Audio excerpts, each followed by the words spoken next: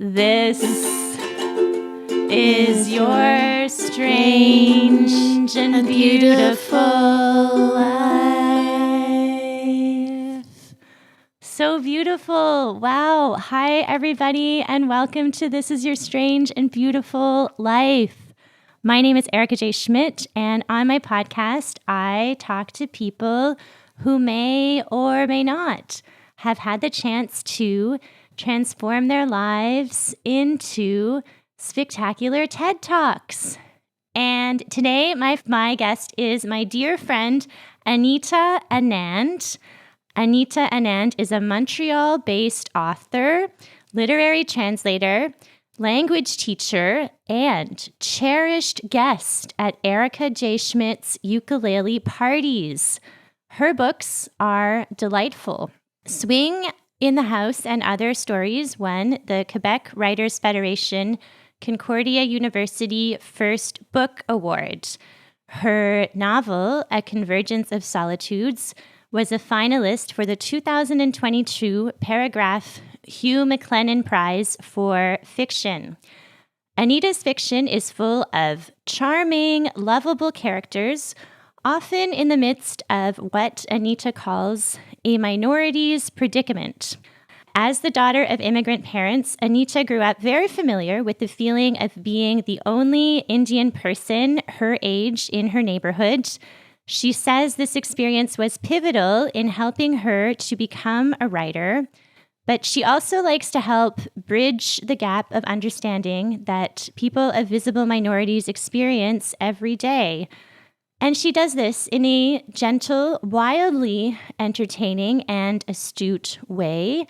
We are about to have a wildly entertaining and astute interview. Anita, welcome to This is Your Strange and Beautiful Life. Thank you so much for coming. How are you feeling? Thank you so much for inviting me, Erica, and I'm feeling fine, a little nervous, but fine. Okay, yeah, great. Well, thank you for coming. She wore a lovely dress. Anita is very elegant, and I'm looking forward to everybody hearing about your books and your writing life. So the first question is about becoming a writer, because so many people are like, oh, I want to be a writer, and just like, oh, I have a book inside of me. Everybody thinks they have a book inside of them. And a lot of people do, but for a lot of people, the book will stay inside of them forever. Like maybe they will write a paragraph or like a page over and over again. It never comes out. But how did your writing come out? Like can you just describe your creative trajectory? Like, did you write as a kid? How did it happen? I never said to myself that I wanted to be a writer, but what happened was when I was a kid, I didn't have any friends, and my brothers were much older than me, so they were both out of the house by the time I was 6. Oh. But one of them wrote to me every day from Manitoba.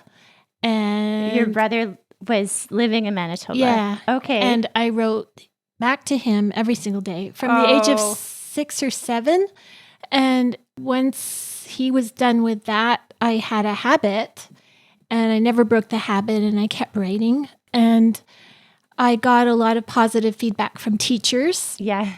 So along the way, during school and university, I got a few things published. But I never thought of myself as a writer. I never thought, maybe I thought of myself as a writer, but not like a professional. Like I never thought, I'm going to write a book or this is how I'm going to make a living or anything like that. So I have 2 questions. Do you still have these letters? And was there like a difference between your letters and your brother's letters? Were yours longer, more descriptive? And then also when the letters ended, what did you write instead?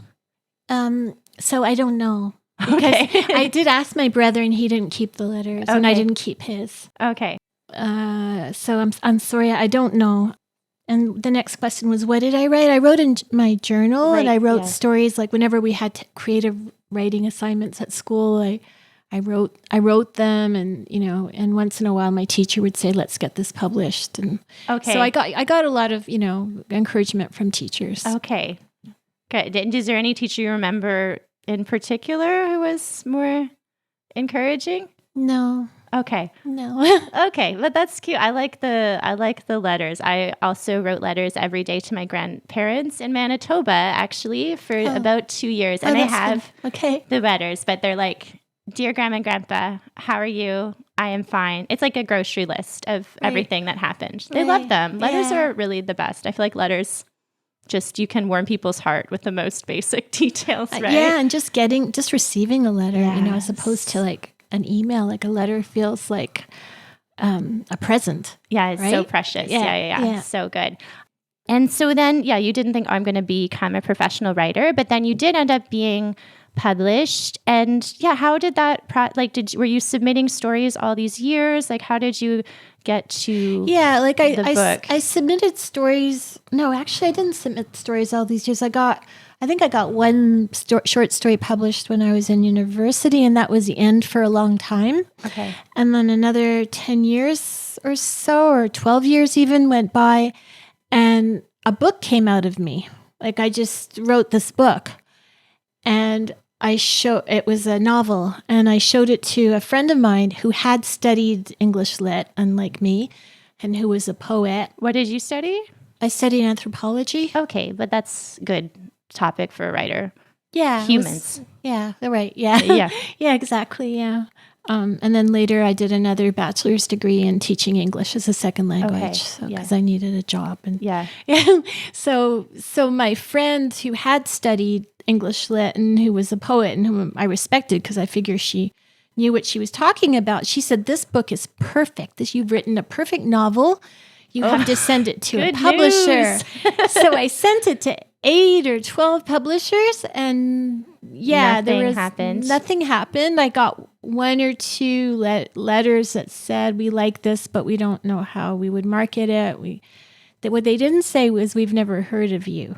Okay. And so I was thinking, well, that's a shame. I wrote a perfect novel and the world will never see it. So then what happened after that? I happened to be at a party and there was a literary agent there. And I went up to her and I told her my sob story. I said, my friend told me, and she's studied English lit. She said it was a perfect. What a loss for books. I know. And she looked at me and she goes, "Excuse me, I don't know who you are or who you think you are, but no one's going to publish a novel by someone who's never had anything published in an American literary magazine." That's so sad. Yeah. Or so. And she said, my advice to you would be to write several short stories and get them published, preferably in American literary American's journals. Better than Canadian. Yeah. Okay. And she said, and then once that starts going well, then you can think about submitting your novel somewhere. Right. So I didn't like this advice because I didn't have any other short stories, and the way she said it, I was like, I could just like lay a bunch of eggs or something, I didn't have any other ones, right? And I really resented what she said, and it really put me in a bad mood.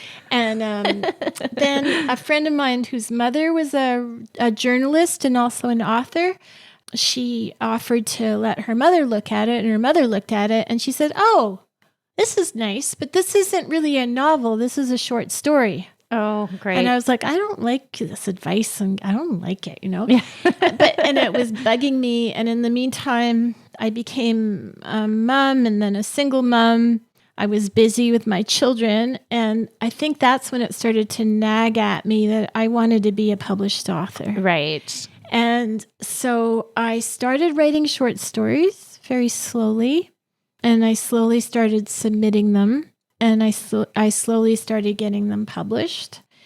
And once I had a collection, I applied for the program at Humber College. They have this creative writing program. It's very expensive. Yeah, I was looking this up. It does look expensive. But I did it. Okay. I did it by correspondence. And my mentor, that was Dennis Bach. I don't know if you've ever heard of him. Yeah, I think so. Yeah. Yeah, he told me that he liked some of the stories. He didn't like all of them.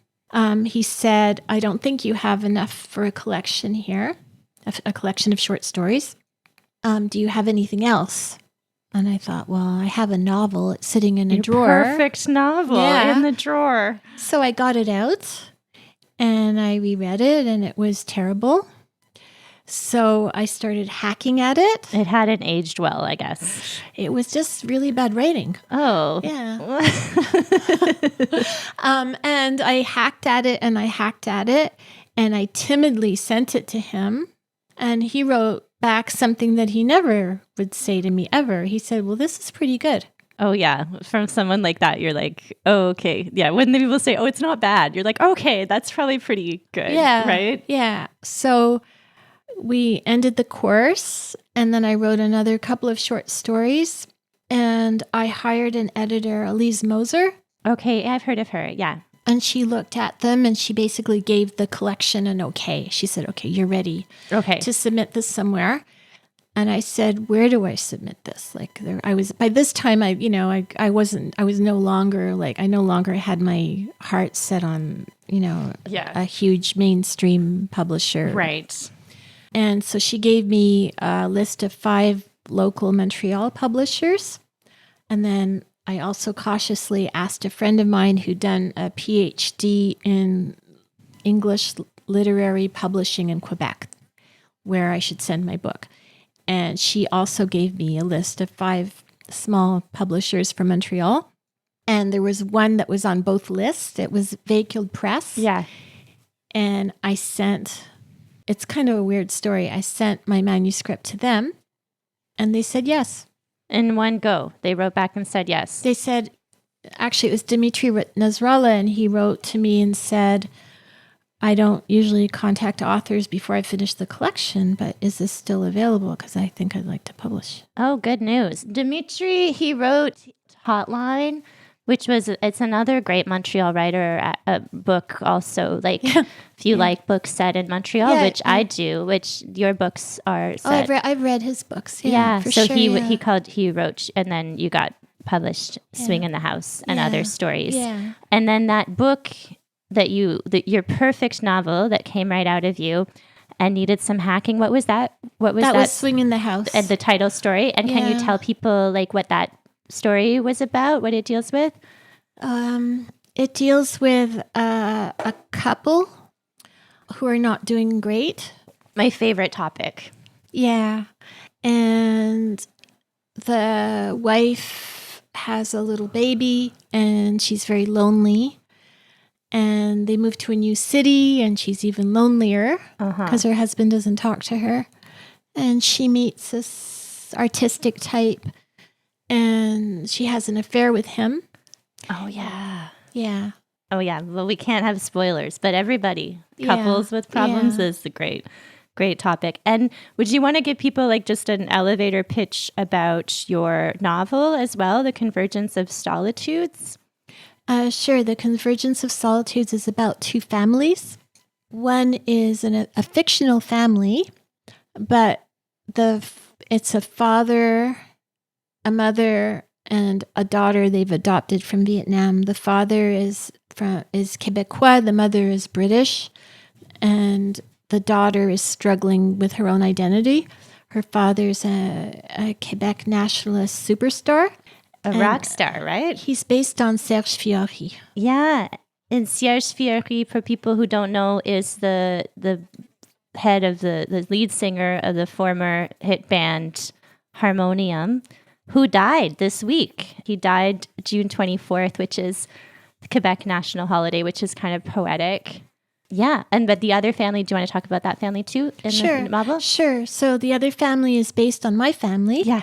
And their story is based on my family's story. Yeah. So the fictional thing is the daughter of that family, who's sort of loosely based on me, meets the other daughter, the fictional one. So the one that's based on me is called Rani, and the one adopted from Vietnam is called Melanie. And they have this guidance counselor student relationship, and then they become friends. And Rani is obsessed with Serge. Yeah, the rock star. Yeah. So like we can talk a little bit about the inspiration. So you said one of the inspiration points for the novel was your parents' love story. So the two characters, Sunil and what's the woman? Hema and Sunil, they have your parents' love story. So do you want to tell us your parents' love story and why you felt like, I need to put this in a book? Well, it's just like Romeo and Juliet or West Side Story or something. It's just crazy. It's my mother. So this took place in India. And my mother came from a rich family. My dad came from a poor family. She tutored him.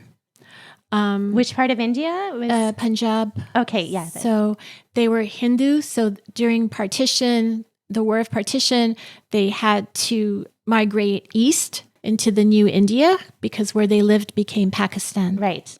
And although my parents weren't religious, they had this ethnic identity and they had to leave with everybody else. They were teenagers. Yeah. And they were teenagers, they were in love.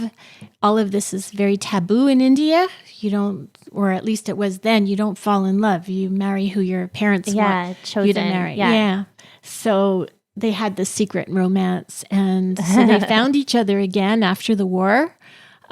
She put an ad in the paper. I don't want to tell too much. Yeah, right. Yeah, because that's the fun part. But it was like a magical. It's a magical love story, and then the shit hits the fan. Yeah. So that was sort of the reason for putting them in, is because it is so it's like novel-esque. Yeah, and it also kind of, the situation kind of is a kind of a mirror to what was happening in Quebec. At least they saw it that way. Where Quebec it looked like Quebec was going to separate from the rest of Canada. Yeah. And so, there's a parallel stories there. It's a beautifully layered book and reads very pretty fast because there's everybody likes when the chapters are sort of broken up in little scenes, it's just very digestible. But the other inspiration was Serge Fiore, our friend. I was just listening to his songs and I was like, oh, it is so, they're so good, right? They're so catchy. It must have been so fun to be a fan. Everybody was crying on the radio this week because he was so iconic. But you saw him in a bar, right? Well, did you know who he was before? Or? So not exactly in a bar. Okay. What happened was my son was working as a busboy at this restaurant in Old Longueuil, the Vieux Longueuil. And so he used to work at this restaurant and he used to complain to us that there was this guy that would just order a few scotches and he would just sit there and he'd be the last person to leave. And he was some kind of big shot because people would come over and talk to him. My son didn't like him. Right? He didn't have the best attitude as a patron. We didn't know who he was talking about, right? Yeah. Until one day my husband and I went for a walk and we looked up on the terrace of the restaurant and there's Serge Fiore nursing a scotch. Right. And it was wow. And so we started whispering to each other, okay, so this must be who Joe was talking about. Right. And we were just whispering and we just continued to stare at him while we were whispering.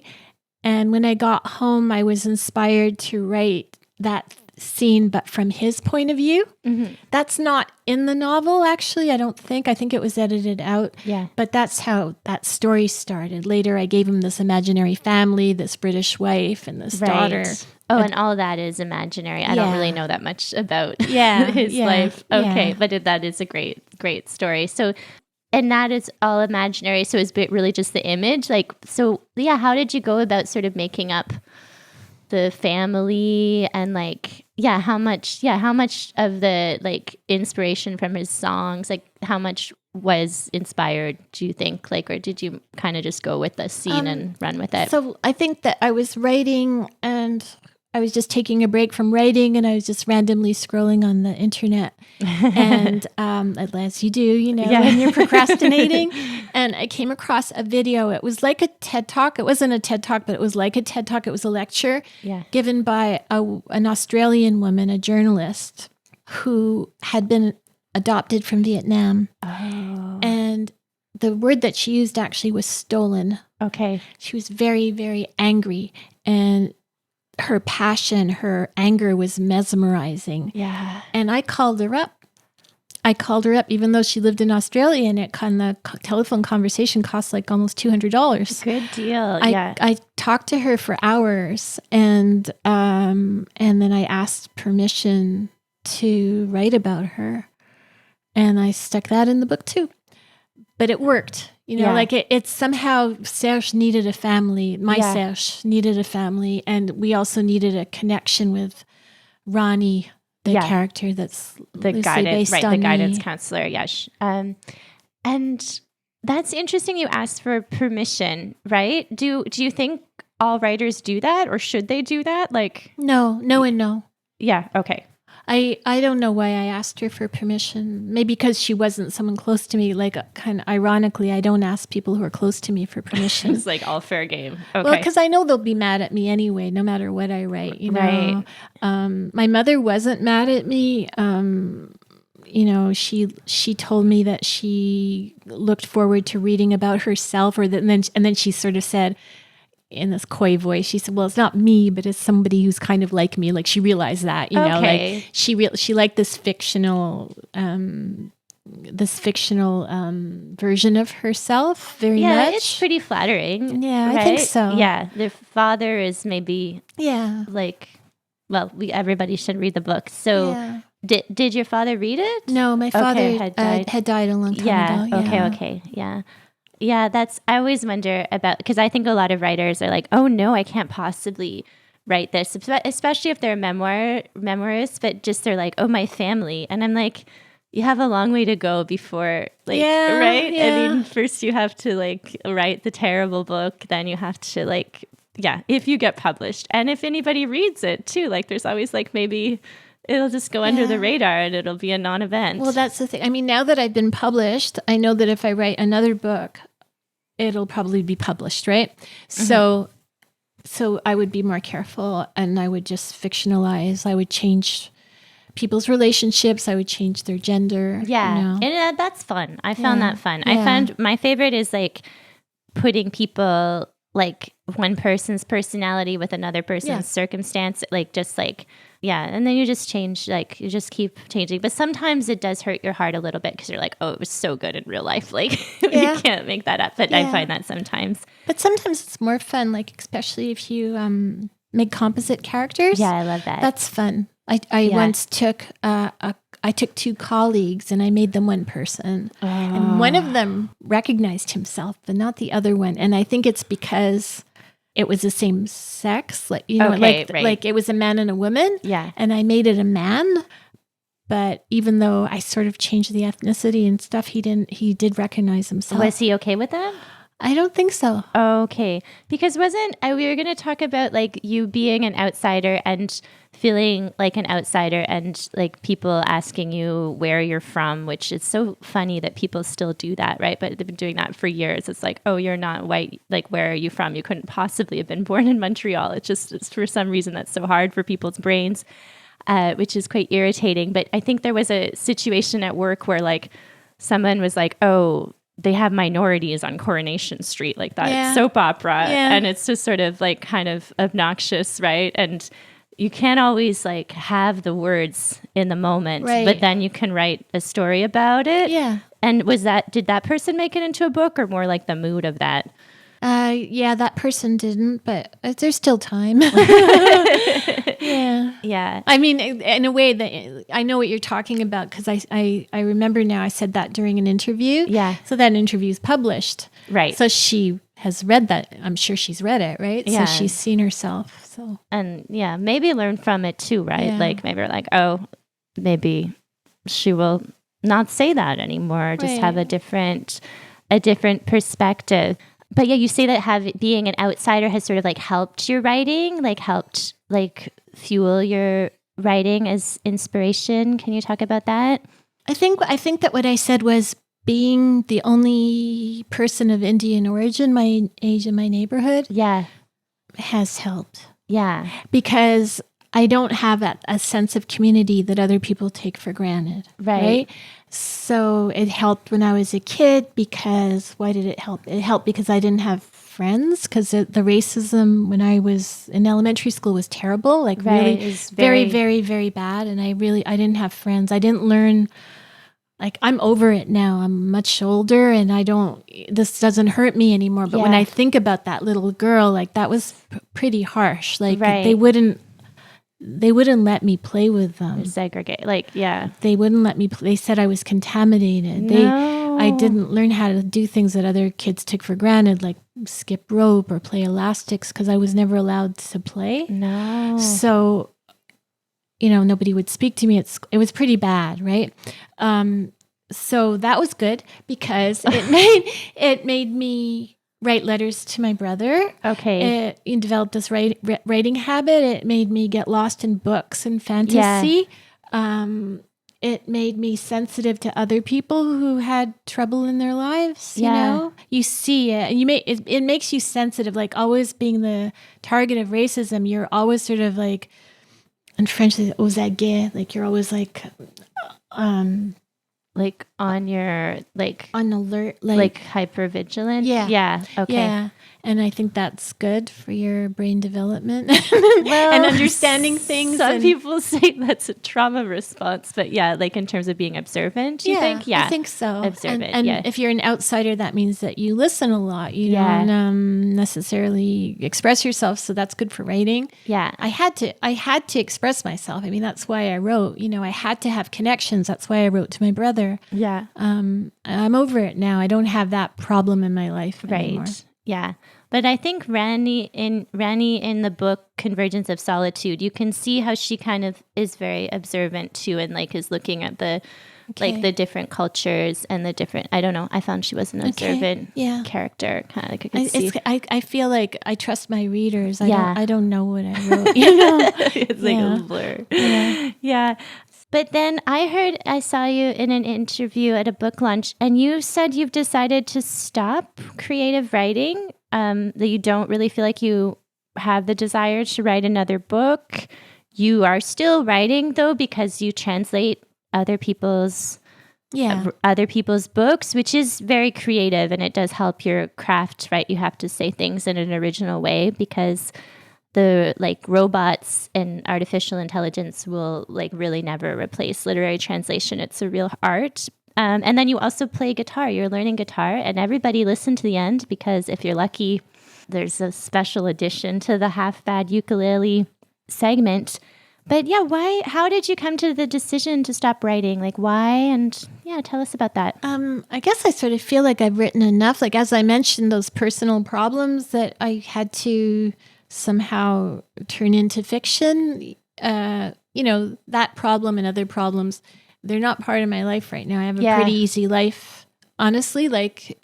I'm a bit older than you, and I want to tell you that life can get a lot better. Easier. A lot of those problems just kind of go by the wayside as you get older. Whatever you're dealing with, and especially if you've worked through them. You know. So the other thing is that I'm appalled by the state of the world. I'm appalled that we're watching a live stream genocide and nothing is happening, and we can't rescue people who we see being targeted every day. And so anything I write feels vain. It feels it just pales in importance in comparison. Superfluous. Yeah. So I spend a lot of energy actually writing letters to politicians, writing letters to the media. I wrote a letter to Anita Anand. Oh yeah, there's an Anita. Good, Another Anita Anand. Yeah. I have two famous namesakes. Yeah. But I was there first. I'm older. So people suggested I put an initial. Maybe that's why you have an initial in your name. No, just for fun. I like the flow of it. Okay. Yeah. But I refuse because I was here first. That's good. Yeah. Okay. And we can write letters to Anita Anand, but for good reason, for other happier reasons. So just focus on other things. And you like translating books, right? Yeah. That's fulfilling for you. I mean, either I choose the projects or the projects are chosen for me, but the people who sort of choose me to be the translator know what a good match is. Yeah. So I have never had to translate something grueling. Not really. No. Yeah. They've all been women from Quebec. So, and it's always worked out quite well. Yeah. Well, I know two of the authors you've translated. Juliana, what's her full? Juliana Léveillé-Trudel. Léveillé-Trudel. She wrote Near Lit about going up north as a teacher, going up north and teaching, and that was a great book. We know these people. And then the other one that I strongly recommend, Carolyn Dawson's book. Dawson. Can you tell the French name and the English name of this book? Yeah, in French it's Losing My Moji, and in English it's As the Andes Disappeared. That's right. But that is a wonderful read also if you like the story, growing up with immigrant parents and the imagination that emerges in children and just the experience of being a child of immigrants. That was... and actually she was born in Chile. Yeah. So they flew on Christmas Day. Yeah. They flew, and she woke up on the airplane with a Barbie doll that her mom made sure that Christmas came in the airplane. Yeah. And then I remember it was so striking, the things you remember, but their parents cleaned, and I was also a cleaner, and they would clean at the banks, and they would clean for rich people or rich companies, and the kids just played. Yeah. And then they had their childhood of imagination. That was great. Unfortunately, Carolyn Dawson died last year. Yeah.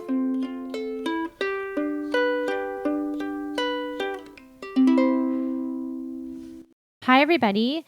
Okay, so me, Anita Anand, Nisha Coleman, and I hope most of my guests are horrified by the ongoing genocide in Gaza. And like you, we want to support Palestinian families in crisis. So this was Anita's recommendation. Okay, so she says, follow at Yousaama on Instagram. So at YOUSAMA. And he posts regularly emergency campaigns with the Zainab Project on chuff.org.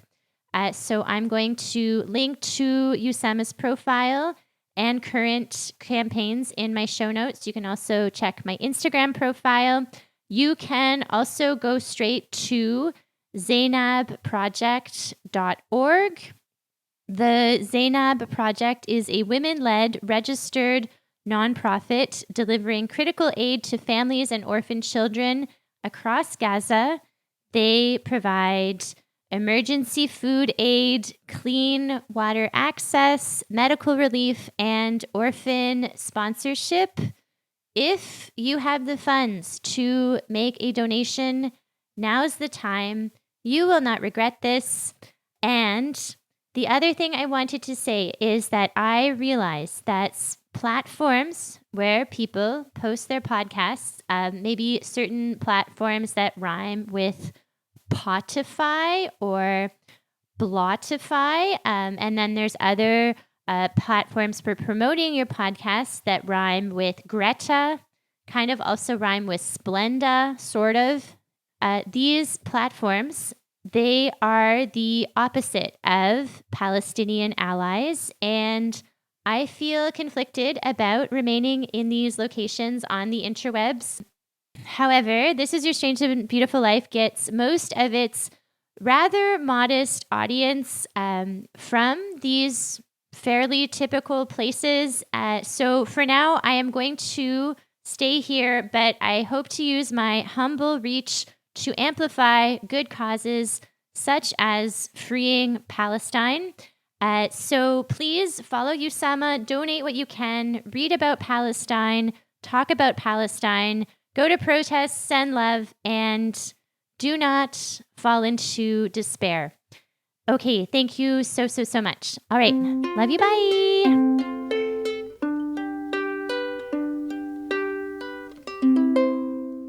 Okay, well, thank you for that. Thank you for your translations and your writing. And what about guitar? How you spend quite a lot of time, when did you start getting serious about the guitar? And tell us about that. Yeah, well, I always knew how to play a few chords. And then 2 years ago, I thought I want to really get into this and play well. So I started taking lessons and I started just, just learning about music, learning music theory too. I really enjoy it. Yeah. My son, I taught him a few chords when he was a kid, and then he just sort of took off with it. And I felt very jealous of him, and I'm also jealous of my husband, who's a professional musician. Right, yeah. So jealousy was a motivator. Oh, good. And what is your routine with? What's your routine with playing guitar? I just practice as much as I can. Like at a certain time of day or anything? Not really, no. Okay. Whenever I find the time, yeah. Did you used to have a routine with writing? No, the same, even more so because then my kids were smaller and just pockets of time here and there.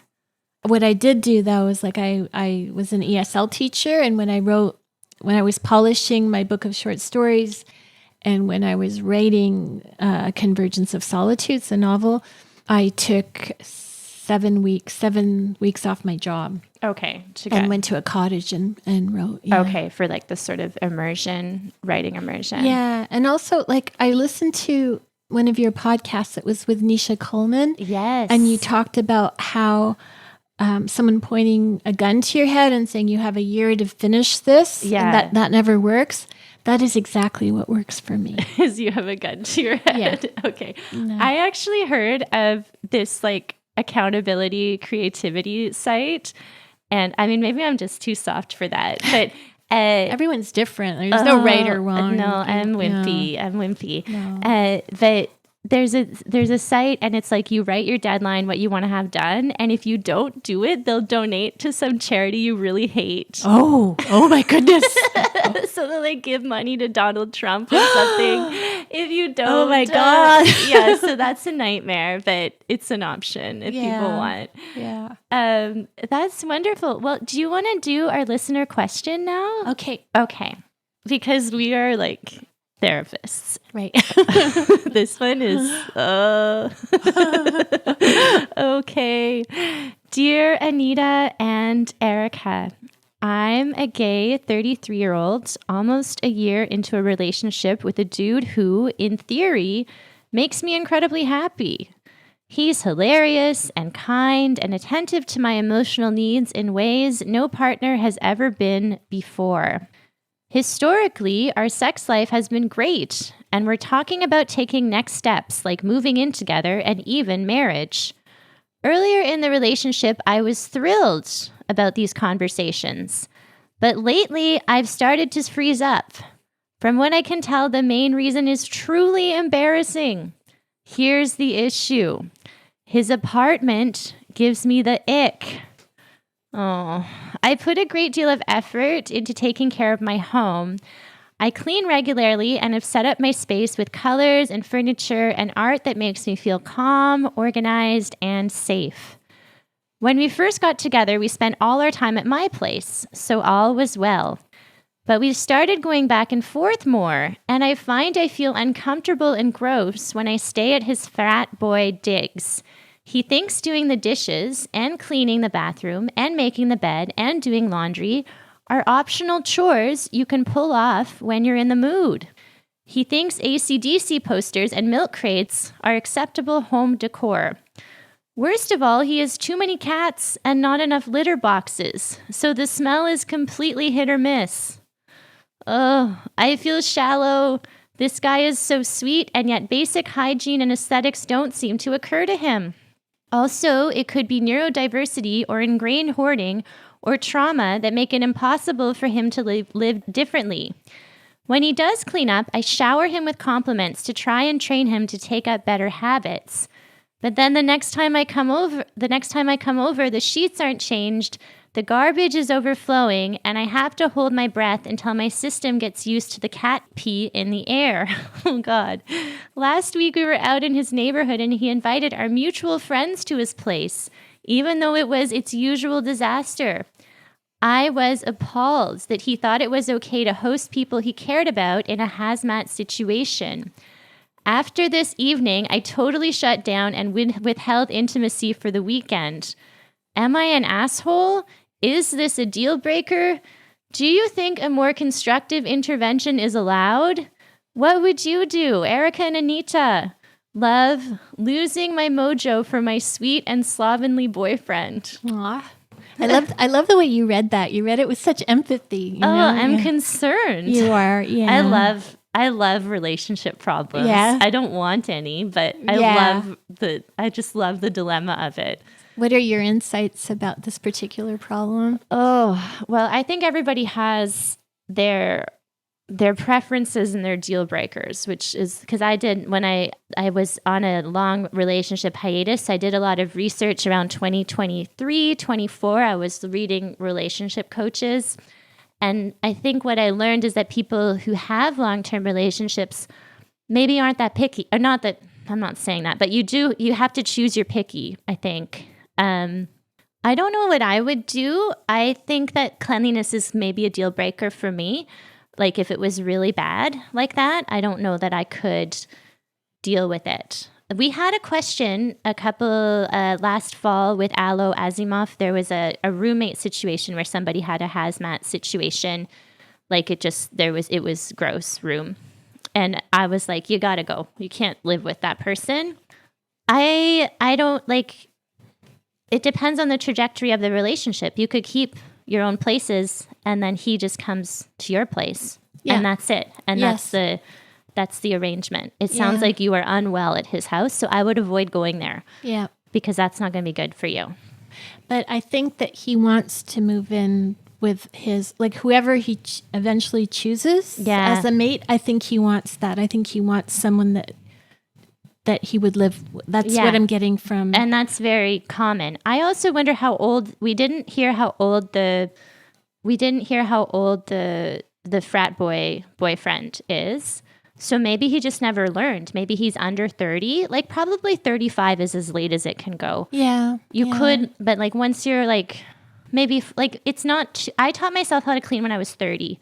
I was a big slob and I didn't understand how to deal with, I didn't understand where to put things. Right. Like, and I might also have neurodivergence. I can only live with like a small amount of stuff or it gets like really messy. Yeah. I don't understand. So maybe it's not too late. Yeah. I have so many different thoughts. Yeah. Please tell us all the thoughts. But they don't, they kind of contradict. Yeah. They it kind doesn't of matter if it contradict doesn't each other. add up together. So I'm trying to think of something that you haven't said. Just say everything and then whatever hits home, they'll go with that. You know, that's all people, when people ask for advice, they're just waiting for the answer that there's like that one. I feel what I'm getting from his desperate letter is that he's already made up his mind that this is a deal breaker. He already knows. That's sort of what I think. And deal breakers are funny. What you might think is a deal breaker isn't a deal breaker when you're truly in love with somebody. That's what I found. I would be surprised, like my past self would be surprised by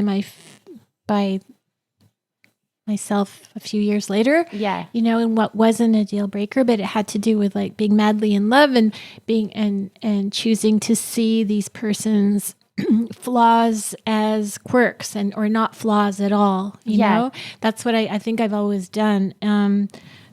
I would say that in my relationship with my husband, I guess I'm lucky because I never did see his apartment before he moved in with me because he was living with his ex. His ex actually. A risk to see their apartment. Like you're not the first person to be like, oh dear.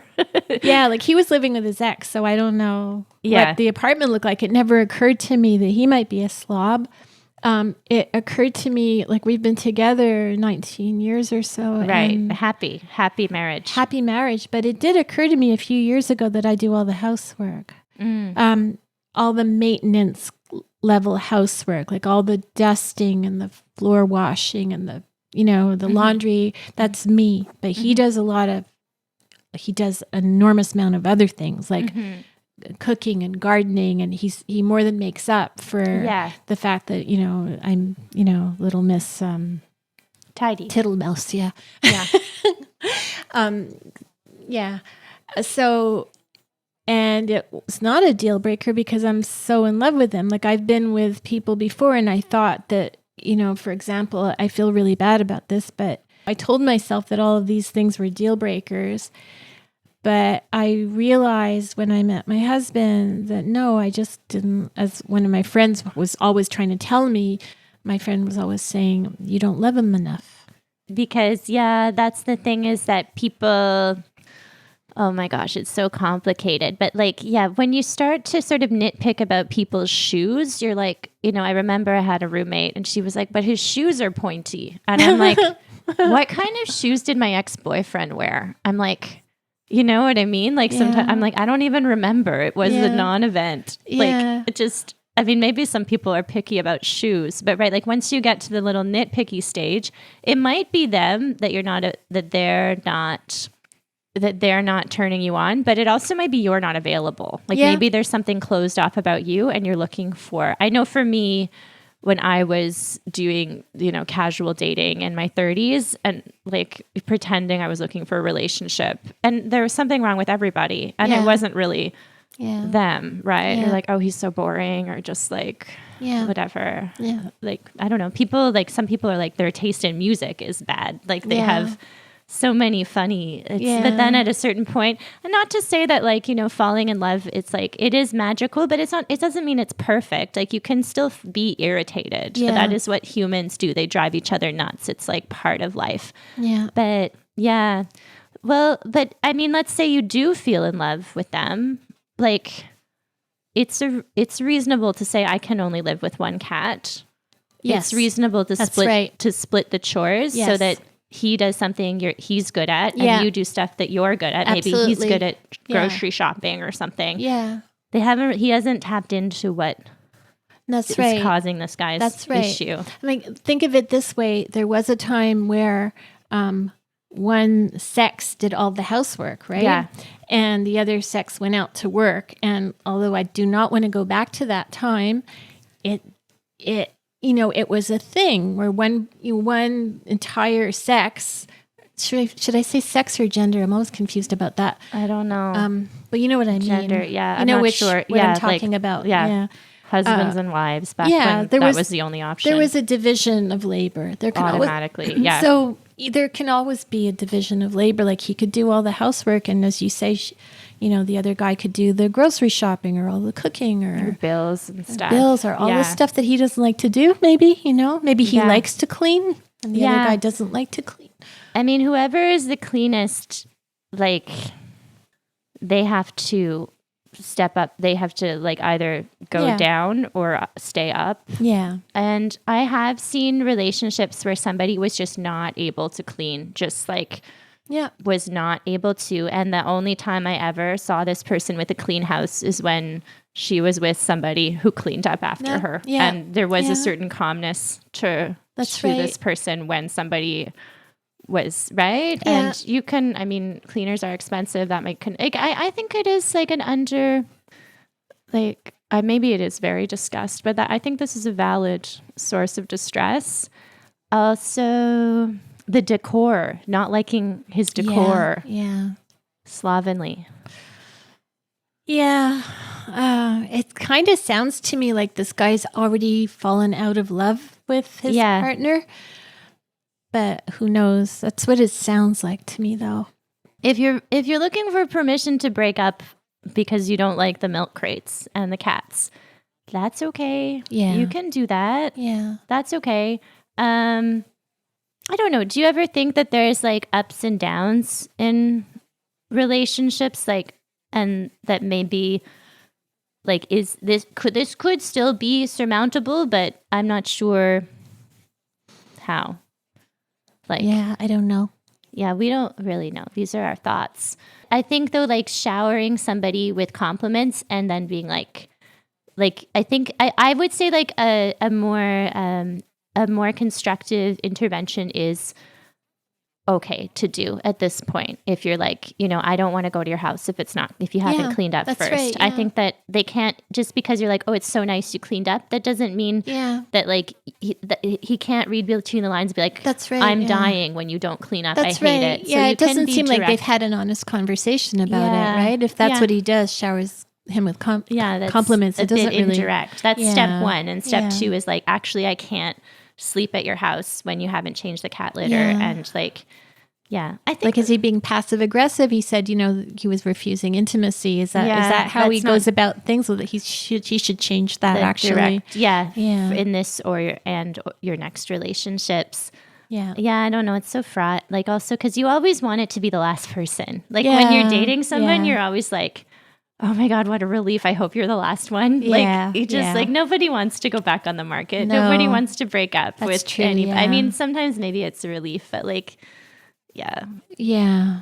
Yeah, it's true.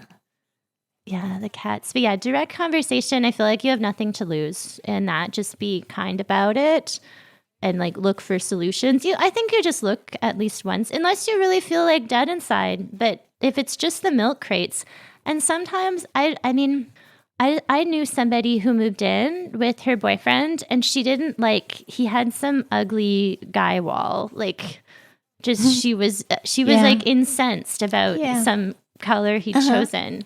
And she just was like fired up, just so angry.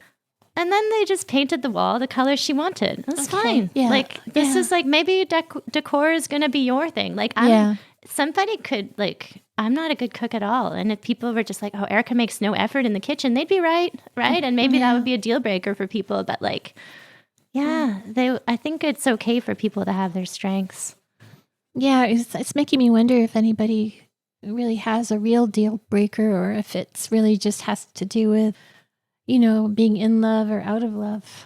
Yeah. Because are there any real deal breakers? Well, I think communication, according to my favorite relationship therapist, Jillian Trekkie, and lots of therapists, communication, if you can't have a heart-to-heart with somebody and be honest communication, you can get through a lot of things with that. But the safety of honest communication, Oh, I know. I do have a deal breaker. What's your deal breaker? Someone who doesn't read. Oh, yeah, that's fair. Yeah. Okay. When you were talking about taste in music, I thought, that's kind of close for me. Yeah. Like if that someone really wanted to listen to Céline Dion all the time, I don't think I could handle that. Right. Yeah. What is it? Tu me chercherais encore? We sing Céline Dion at Ukulele Club. Oh, okay. Yeah. But one song. Yeah. Pour que tu m'aimes encore. Mm-hmm. Yeah. Deal breakers. I mean, also, if you want to move in together, I think that there's maybe it has to be more thorough. But here's an example for me is I have a 2-inch mattress, maybe 4 inches. I roll it out every day. And this is probably a deal breaker for lots of dudes. They'd be like, well, what the fuck? Why don't you have a bed? Yeah. If a dude didn't have a bed, you'd be like, what the fuck are you doing? Right. Yeah. But men are a little more forgiving, I'd say. But I used to think when I bought this bed, I was like, oh, I need somebody who camps, who can just sleep on the floor. Right. But it's fine because I can just sleep at the other person's house. Yeah. And if I was going to do the move-in thing, then I would get a new bed, right? Yeah. But I was I don't know that I was clinging to this. They must be able to sleep the night on the floor, but that's really that's reducing your choices by quite significantly, right? People cannot sleep comfortably on the floor like that, right? And you can sort of. I mean, I'm not a great sleeper on any bed, but so sometimes we have our lists. And then I think it's right when you're in love or invested enough in somebody, then the lists kind of fall away. I think so. Yeah. I mean, the cat piss would be hard for anybody, I think. No. Yeah, it is slovenly. Yeah. It's slovenly. I thought you were so right when you said you thought it was perfectly reasonable for them to say one cat is the limit. Yeah. Yeah, people who are like, oh, are you open to kids or not? Right. Some people, one kid, they'll have one kid, but then the other partner wants 5, Yeah. We need to compromise. A cat's like a child, but not as hard. But you could say one cat. And there's probably some, probably the maybe honeymoon period is calming down, but there's probably something is coming up when you're we're going to move in together. That's a huge change. So your nervous system might not be a reliable narrator at this point. Yeah, that's true. Yeah. Well, do you have any other thoughts? What do you think? We didn't quite solve the issue, but almost. No, I don't think. And, I talked to my daughter, who's an actual psychologist. Oh, yeah. What did she say? She said that she I said, I think I know that you're going to say that you don't solve problems. That's not what you do. And she said, that's right. And she said, and also I think that they're not asking for a psychologist's opinion here. Yeah. And I said, yeah, but could you help me? Because I don't want to cause harm. Yeah. And so she listened to what I was saying, you know, like from my own personal experience. And she said, yeah. And she said, it's fine to say, well, this is what I've experienced. It's not what everyone has. But in my case, yeah, things that I might have thought would be deal breakers weren't, because I was in love, or I am in love. Mm-hmm. Yeah, that's all she said. Yeah. I think that like the deal breakers as quirks, or the flaws as quirks, and just the whole person. Like, I think maybe like, I don't know if I was on a quest. I mean, I've found the perfect person, everyone, so it's fine. But like when I was younger, I was like, you know, just you're on a quest for this perfect person that will make my life so much better. Yeah. But it's like, well, what do you have to offer? And like, I'm weird, right? Like there's just weird things. Right. I cry a lot. Like I'm not too much as all women seem to think they are, but you know, like I'm, you know, I have things to offer, but like, I don't know that I necessarily saw the reciprocity that's necessary, right? And it's not like, you know, and you can look for a perfect person for decades, right? But at a certain point, you are going to have to accept somebody for everything, and that's kind of beautiful. Yeah, and I do think it kind of feels like falling, like not falling like swooning or falling and hurting yourself and falling into insanity. It's more like it's like falling into a comfortable chair. That's what happened for me. Like the person I'm with now, it feels like that. Yeah, we just sort of let go. Yeah. Let go, surrender. No.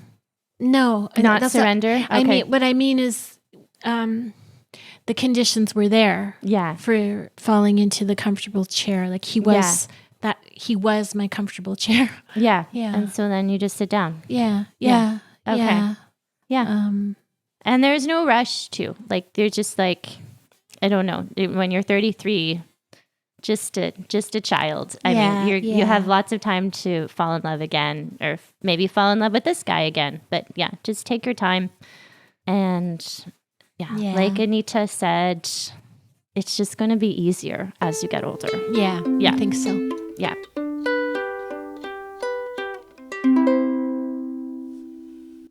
Well, that was wonderful advice. Thank you, Anita. And if you could transform and distill your life into a spectacular TED Talk, what would the title and topic be? When I was thinking about this question, I just kept thinking about gravestones. Is that what they're called? Yeah, tombstones, gravestones, yeah. And so I didn't think of like a TED Talk so much as gravestone would be like, I've had enough. Yeah. In lots of ways, like I think I've had a lot of experiences. I feel like I'm very privileged. I have enough to eat and I have a roof over my head and it's enough, Yeah. Is that okay? Yeah, that's great. It's enough, right? Yeah. I feel like what a revolution to be like, this is enough, right? Yeah. Like that is just like, we're always like, conditioned to strive for more followers, more fame, fortune, everything, a bigger house. Oh yeah, you were asking about writing more books, actually. More cats. Yeah, oh yeah, I forgot to ask you yeah. if you thought you would change your mind. So it could happen, Yeah. but writing a book is a long, painful endeavor. Like it's like it's hard when you're doing it, and then it's hard again when you're working with your publisher's editor, and it's everything is super hard, and then even after your book's published, in my case, like 10 years after I published Swing in the House, suddenly I had this hater who was stalking me on Goodreads. Oh gosh, that's a nightmare. Yeah. So yeah, it's not. I don't know if it would be worth it for me to write another book. I've written a few essays. There's one that's coming out in French in an anthology soon, and it's enough. I don't. I might write something again, but I don't really feel like it right now. Yeah. And words are still alive in you. You're a big reader. You have your translation. Yeah, you could, if you have something to say, you could write an essay or story, it'll probably get published. If I have something to say there, you nailed it. Yeah. So right now it's not. It's just a little quieter in there. Yeah. Yeah. Okay, that's fair. I guess I could say that when I've written, it's because something's been bothering me for a long time, a long time. Yeah, it itches. Like I might write about Gaza within 20 years. Right. You know, if I live that long, if I don't have Alzheimer's or whatever, you know. Right. But it takes a long time for me. I sometimes think that I write because I'm not like you. Like you're quite witty. You have words that are kind of ready all the time. And for me, maybe I'm just not very bright. I know that at least one definition of intelligence is being quick, and I'm definitely not quick on my feet. I have to think for a while. Digest. Reflect. Yes, digest, reflect. Well, reflecting can be quite a benefit for everyone involved. Also, yes, that's true too. Yeah. So you need a lot of reflection to write, and you need a lot of time, and yeah. Well, we'll see. If not, enough. Yeah, enough. Okay, would you like to get your guitar and we'll do the guitar song? Okay.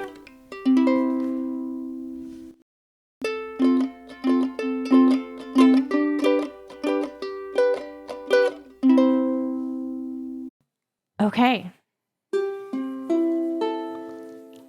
So, Anita, can you please tell us about the song you chose for the Half Bad ukulele segment? I chose this song partly because of that letter where I was thinking about this poor dude, and actually I was thinking about the other poor dude. I was thinking about the slovenly guy with all the cats. Yeah, what I was thinking about was that maybe the first dude doesn't really love him enough. Oh no. And maybe he's not meaning to, but he's kind of stringing him along. Right. It feels, in some ways, it feels comfortable, even though it also feels uncomfortable. Great. And it's called Driving on 9. Driving on 9 by the Breeders. Yeah. And we're playing it, I think, in G. I think that when you start on a G, that means it's in G. So you can sing and play along with us. And Anita has her guitar, which is very special. Driving on 9. You could be a shadow beneath the street light behind my home. Driving on 9. I sure miss you. Past a motel, looking at the pines. Driving on 9. Looking for the 30. Maybe I passed it. Go another mile.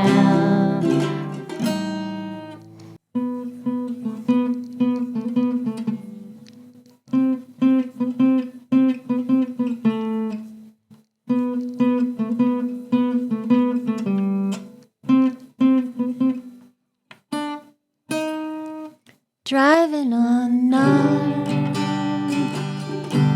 Sure look pretty in Carson City.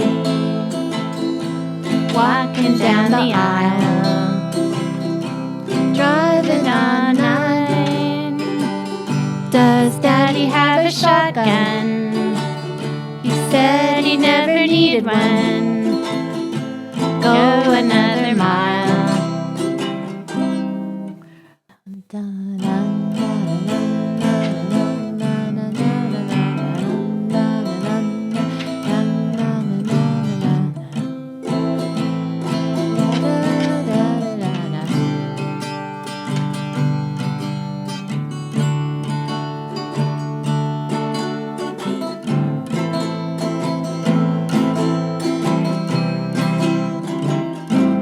Driving on 9, looking out my windowsill, wondering if I want you still, wondering what's right.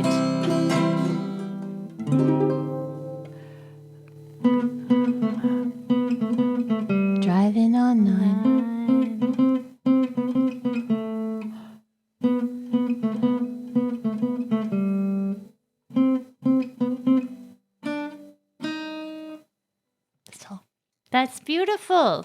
That went great. I think it went great. Yeah? Yeah. Okay. All good. Okay. Beautiful. Thank you so much. The guitar was singing. It's charming. Okay, wonderful. So everybody, you can always learn the guitar. So yeah, you can obsess about your lover's furniture or get a stringed instrument. I love your guitar. It's really pretty. So thank you so much, Anita. Is there anything else you wanted to share with our listeners? No, but this was so much fun, Erica. Oh, good. I really enjoyed myself. So fun to have you. We've been talking about it for a long time. And do you want people to look you up online and find you online? You should for sure buy her books. If you want to look me up online, it's kind of hard because I have two famous namesakes and they took all the websites and stuff. They took all the domains, but there is, I don't even remember it by heart, but if you look up Anita Anand Montreal translator and author, like those words, Montreal, translator, author, then you'll find me. Okay. Otherwise you'll find the Minister of Foreign Affairs. Or you could write her a letter about the Gaza. Yeah. Okay. I used to get her email, actually, because I worked at the same department that she did. But anyway, funny. Or you might get this British journalist who has the same name. Oh, yeah, I found her when I was looking for you once. Okay, so Anita Anand Montreal translator, writer. Okay, and look in the show notes. I'll put it in the show notes, which, friends, I spend years on the show notes, so you should click on them. Just have a little scroll. It'll be fun. And social media, not so much? I'm on Instagram. I think it's ms.Anita Anand. Ms.Anita. Yeah, that rings a bell. ms.Anita Anand. Yeah. Okay, perfect. So we'll link to all that in the show notes. And do check out the books, the translations, and the Swing in the House book of short stories and other stories, and Convergence of Solitudes is lovely and very timely with our dear friend Serge's recent death. Conversion of Solitudes. And I would also recommend As the Andes Disappeared. That was a very gripping read, and just they're user-friendly book. You know what I mean? Ça se lit tout seul. They go down easy. All right. Well, thank you so much, Anita, and everybody else. Thank you so much for listening. You can follow, subscribe on Apple Podcasts, Spotify. Apparently, I also have a YouTube channel, so that's very innovative. Whoever thought of having a YouTube channel? And yes, thank you as always to my darling big sister, Tess Levitt, to Sherwin Tijia, my creative advisor and most cherished friend. They both have episodes, so you can look them up. Thank you to my dearly departed aunt, Eileen Gunn, and who helped me fund my podcast equipment. And yes, my name's Erica J. Schmidt. You can find me on Instagram, erica.j.schmidt. Hit me up on the website if you have any fraught listener questions. I would love to hear about your problems. Just any problem you have, please send my DMs or message me on my website. And that's all. So everybody, this is enough. We're enough. You are enough. And we're going to wrap up with the theme song again. I don't know why I sing it twice, but I do. So here we go. Ready? Yeah. This is your strange and beautiful life. Thanks so much, Anita. Thank you, everybody. Have a wonderful day. Love you. Bye. Bye.